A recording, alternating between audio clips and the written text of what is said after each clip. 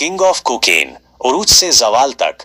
Colombia के एक छोटे से गांव रेवनेग्रो के एक गरीब किसान घराने में पैदा होने वाला पाब्लो एस्कोबार बचपन ही से एक अजीब जुनून का शिकार था।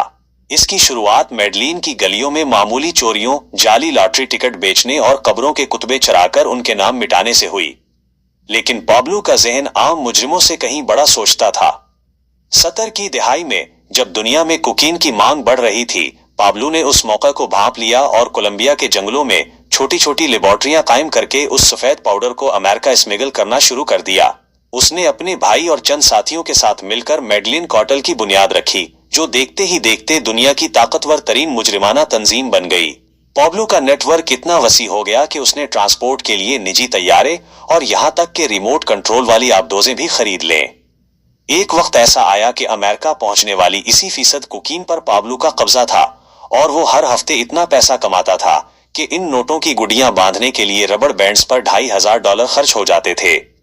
इस बेपनाह दौलत ने इसे कोलंबिया का सबसे ताकतवर आदमी बना दिया। उसने प्लाटा ओ प्लोमो, चांदी या सीसा का ऐसा खौफनाक उसूल अपनाया कि जिसने भी उसके रास्ते में आने की कोशिश की, या तो उसे भारी रिश्वत देकर खरीद लिया गया या फिर गोलियों से भून दिया गया। उसने हजारों पुलिस अफसरान, जजों और सहाफियों को मौत के घाट उतार दिया। अपनी ताकत को एक कानूनी ढाल देने के लिए पाब्लो ने सियासत का रुख किया और गरीबों का मसीहा बनकर उभरा।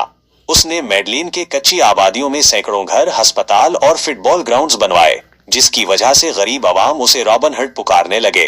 वो कोलंबिया की पार्लियामेंट का रुकन बनने में भी कामयाब रहा, लेकिन उसकी ये कामयाबी देर पा साबित न हुई।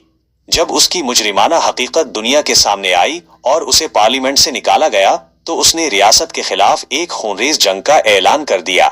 उसने सदारती उम्मीदवारों को कत्ल करवाया, सुप्रीम कोर्ट की इमारत पर हमला करवाया और यहां तक कि एक मुसाफिर तैयारा सिर्फ एक दुश्मन को मारने के लिए फिजा में उड़ा दिया। कोलंबिया की हुकूमत और अमेरिकी एजेंसियों के दबाव के बाद एक वक्त ऐसा आया जब पाब्लो ने हथियार डालने का फैसला किया, लेकिन यहां भी उसने अपनी शराइत मनवाए। उसने अपने लिए एक आलीशान कैद खाना ला कैथेड्रल बनवाया, जहां वो कैदी नहीं बल्कि एक बादशाह की तरह रहता था। जब हुकूमत ने उसे वहां से दूसरी जगह मुंतकिल करने की कोशिश की तो वो फरार हो गया। अब पाब्लो एक मफरूर था। इसके दुश्मन न सिर्फ कानून नाफिज करने वाले इदारे थे, बल्कि उसके शिकार होने वाले खानदानों ने लॉस पीप्स के नाम से एक गिरोह बनाकर उसके खिलाफ जंग छेड़ दी थी। पाब्लो का आखिरी वक्त मेडलिन के एक आम से मकान में छुपते हुए गुजरा। उसकी सबसे बड़ी कमजोरी उसका अपना खानदान था, जिससे वो बेपनाह मोहब्बत करता था।